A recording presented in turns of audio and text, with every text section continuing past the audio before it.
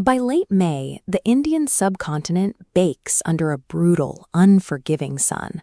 Temperatures push past 40 degrees Celsius, baking the moisture out of the earth until it literally fractures, leaving jagged cracks deep into the soil. Then the monsoon breaks. The very first heavy drops of water hit that baked dirt, and within seconds, a highly distinct, earthy scent rises up. In India, they call it mitti ki khushboo, the smell of the earth.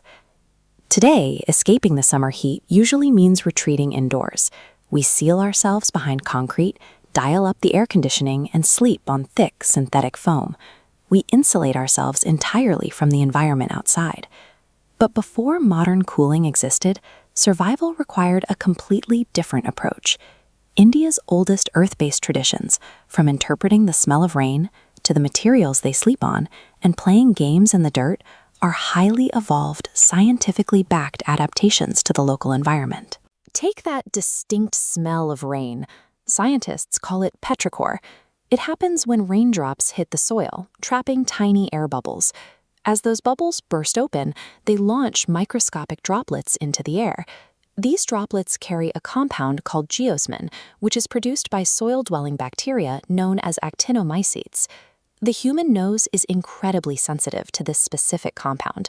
We can detect geosmin at concentrations as low as 5 parts per trillion. To picture that scale, imagine diluting one single drop of geosmin into 200 Olympic-sized swimming pools. You would still be able to smell it. Evolutionary biologists link this extreme sensitivity directly to survival. For early humans, that scent signaled the arrival of fresh water and the promise of fertile soil.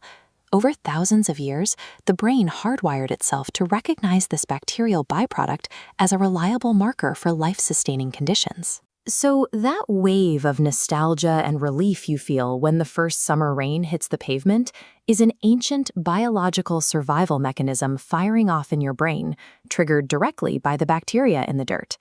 While the smell of rain signaled a change in the season, the physical ground provided the infrastructure needed to endure the heat in the meantime. Without fans or air conditioners, staying cool meant optimizing how the human skin physically interacted with the ground, relying on hand-woven grass mats like the Goan Mondri and Savyam. This thermal cross-section shows exactly why those mats work. Modern synthetic foam mattresses are incredibly dense. When you lie on them, your body heat hits the foam and reflects straight back into you. But traditional mats woven from reed grass and bamboo are porous. They provide constant ventilation, allowing body heat to dissipate downward while airflow circulates freely around the skin. The construction of these mats relied entirely on whatever grew naturally in a specific microclimate. In saline estuaries, weavers used softened screw pine leaves. Along the Konkan coast, they harvested wild bamboo. These woven beds act as highly efficient ambient thermal engineering. By utilizing the exact flora adapted to their specific geography, local weavers created a passive cooling system that requires zero electricity. That same reliance on the immediate unpaved environment carried over into motion. Indigenous sports like kabaddi and kho-kho evolved in the dust. They require zero equipment, no balls, bats, or nets. The game relies entirely on the dirt beneath your feet and physical limits of the human body. These games functioned as practical survival training. Kabaddi, for instance, requires a raider to hold a single breath while chanting continuously, a mechanic that requires the same rhythmic lung control and diaphragmatic discipline found in yoga's pranayama techniques. Even when the British introduced equipment-heavy sports like cricket, locals adapted the game to the physical constraints of their environment. In crowded neighborhoods, players invented gully cricket. They stripped away the heavy gear and created new rules, like the one bounce catch, specifically to make the game work in tight, narrow streets. India's foundational sporting culture prioritized accessibility.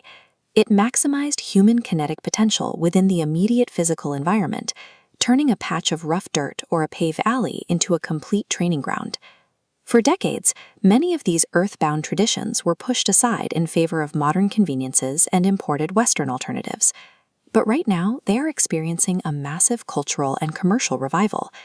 Consumers are actively rejecting synthetic plastics, driving a resurgence in the demand for naturally cooling, eco-friendly bamboo and reed grass mats.